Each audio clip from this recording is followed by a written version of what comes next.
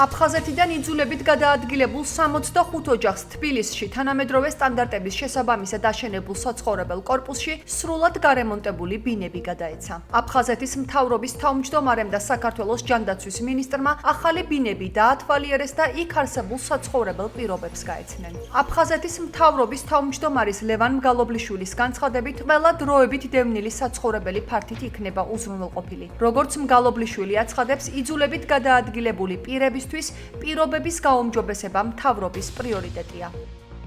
ცენტრალურ ხელისუფლებასთან ერთად ყველაფერს გავაკეთებთ იმისათვის, რომ მეტმა დევნილმა მიიღოს ეს სიკეთე.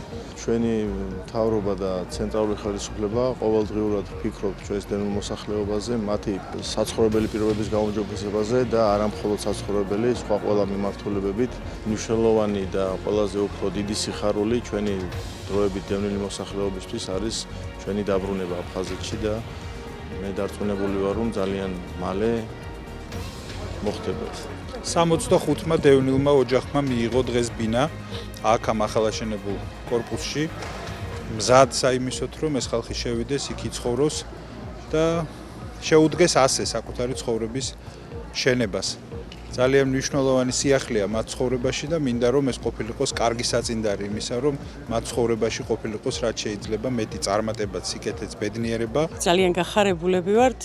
მივიღეთ ბინა, საკმაყოფილდით საცხოვრებელი ფართით, ძალიან კარგი ფართია, კარგი გაკეთებულია. ასე რომ კმაყოფილები ვართ და ბედნიერები.